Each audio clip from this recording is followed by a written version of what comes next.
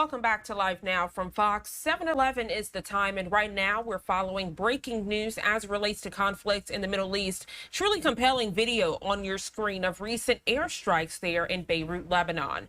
We're learning early this Monday morning, the Israeli ambassador to Washington, he says that a ceasefire deal to end fighting between Israel and the Lebanon-based Hezbollah could be reached, quote, within days, end quote. Ambassador Mike Herzog told Israeli Army Radio this Monday that there remained points to finalize and that any deal required agreement from the government. But he said, quote, we are close to a deal and that it can happen within days, end quote. Among the issues that remain is an Israeli demand to reserve the right to act should Hezbollah violate its obligations under the emerging deal. The deal seeks to push Hezbollah and Israeli troops out of southern Lebanon. Joining us live this morning to further discuss this breaking news alert is Dr. Asaf Romirowsky. He's the Executive Director of Scholars for Peace in the Middle East. Dr. Asaf, good morning. Thank you so much for joining us. Good morning. Thank you for having me. So, Dr. Asaf, a lot to dissect. Good news for those that were hoping for a ceasefire deal, as it seems some leeway is being made. But there are concerns this morning. What happens after that ceasefire is reached, if it is reached? And then, of course, how do you expect Hezbollah to uphold their end of the bargain? All true. So let's try to contextualize where we are and what actually are the three basic issues of the proposed ceasefire. One, of course, has to do with the removal or pushing Hezbollah north of the Litani River. Secondly, has to do with the fact that Israel would remove its troops. And third has to do with the demarcation of the area. Above all, also has to do with the pressure, I guess, or as far as the push and pull as far as power goes, that the Lebanese army would actually take over for the areas of Hezbollah, and that will allow Israel to deal with the Lebanese army. The problem with that, of course, has to do with the fact that Hezbollah really is the true force and the true force politically and militarily in Lebanon.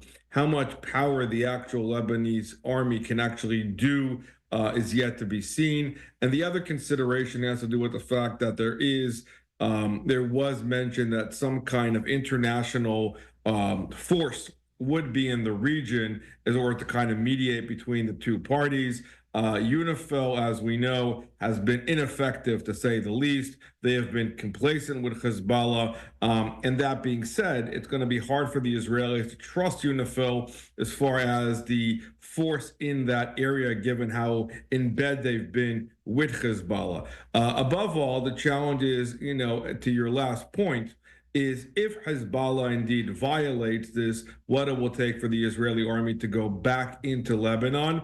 And even as the deal was being discussed yesterday, we saw 250 rockets hitting a barrage of Israel itself.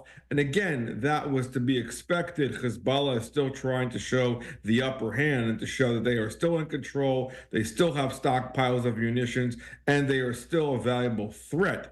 All of those are part of the consideration, and all of this really depends on, do you trust the parties on the ground? Above all, let's not forget that there are close to between 60 to 70,000 Israeli citizens who have been displaced for months now since the war began in the north. Israel has obviously an incentive to bring them back home, back to normal life. The entire area of the north has been devastated economically by the entire situation. So this is kind of the push and pull that you're facing here, but without establishing clear guides of security and safety, it's going to be hard to move it along. But that's what's really on the table that we know at this point.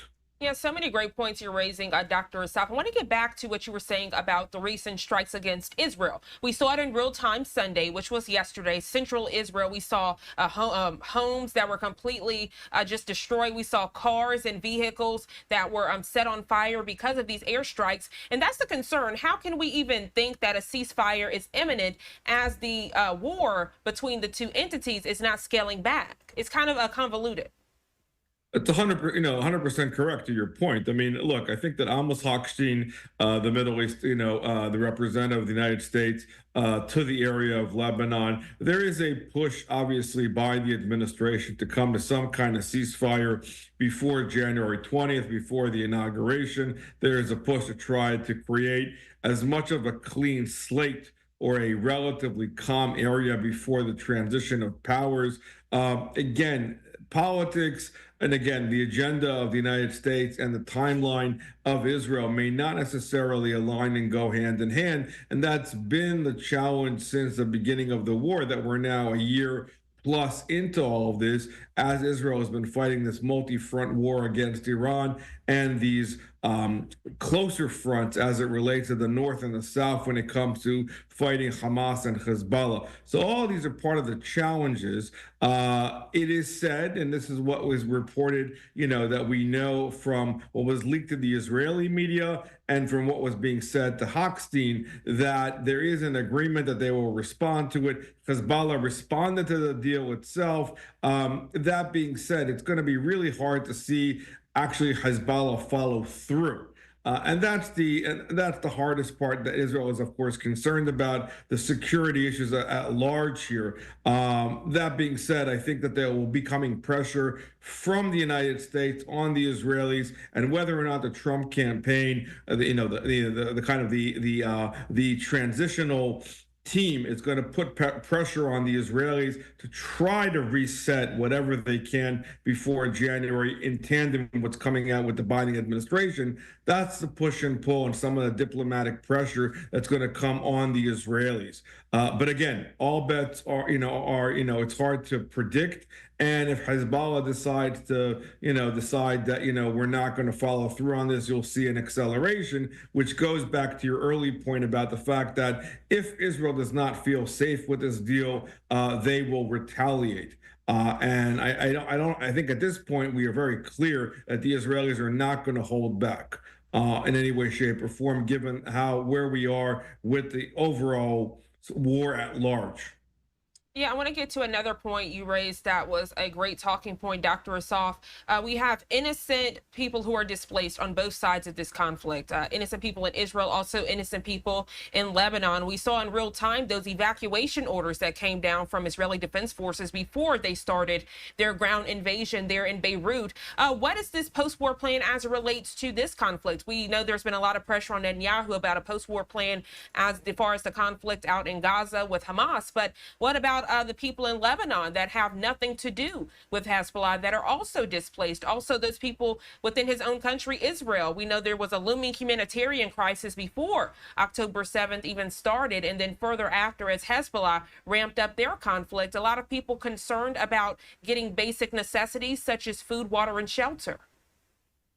100%. Let's also not forget the fact that, like in the South, where Hamas has hijacked Gaza and basically took over Gaza at large, Hezbollah, as I was alluding to before, is a dominant force in Lebanon. Everything is basically run, within through Hezbollah. Hezbollah is considered to be the most dominant force, even within the Lebanese parliament, and so a de-Hezbollification of Lebanon has been required for a very long time.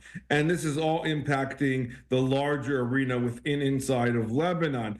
Obviously, the differences between the arenas are that, of course, Lebanon is a full-fledged state, albeit, kind of a failed state in the situation that it's been running, given the fact of how Hezbollah has been running the show and been used as its own playground, and of course controlled and financed by the Islamic Republic of Iran.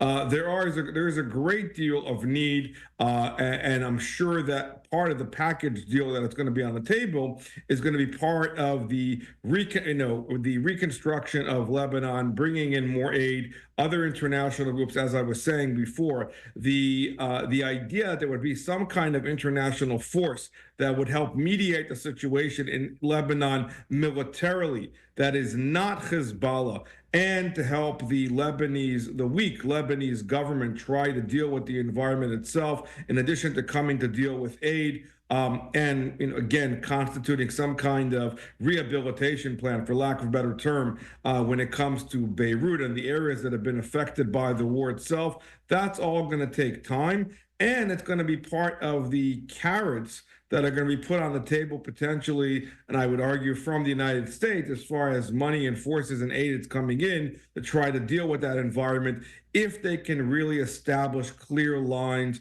of the red lines as far as clear lines of defense for both the civilian population inside of Lebanon and, of course, the civilian population inside of Israel, as I was saying before, that has still been evacuated and has not been able to go home for over a year now. And as we further discuss this conflict in the Middle East, we know a lot of eyes are going to be on Italy this week for that G7 summit. Do you expect talks to be underway as it relates to Middle East conflict and maybe even Ukraine as well, Dr. Asaf? I'm sure it's going to come up again and again. I think the big concern with the Europeans is the latest fallacious decision made by the International Court of Justice that is basically a kangaroo court that is threatening to put warrants and send to arrest Benjamin Netanyahu and former Israeli Defense Minister Yoav Gallant. I think that that's all going to be part of the pressure coming down as the parties are there, to marginalize and to put aside all that kind of mockery and grotesque decisions. To my mind, it's similar to kind of the terrorism victory flag led by the International Court of Justice to make sure that Europe is indeed following suit with us as far as the United States supporting Israel, while at the same time trying to create peace and calm in the region and the Middle East at large, because this war has been a multi-front war and all the tentacles that have impacted stability and safety in the region at large. But above all, because it's the G7 summit, really the consequences, the economic consequences to Iran's quest for the bomb. And is there going to be enough support from European allies to understand what is actually happening on the ground and to garner support in this lame duck period by the White House if they can actually get European support? Again, part of trying to set up the next administration for success is yet to be seen, but that will be on the table for sure. Dr. Asaf, always a pleasure to have these candid and thorough conversations with you, as we know this is a looming situation there in the Middle East. Thank you so much for joining us bright and early this Monday. I hope you enjoy the rest of your day. Thank you as always.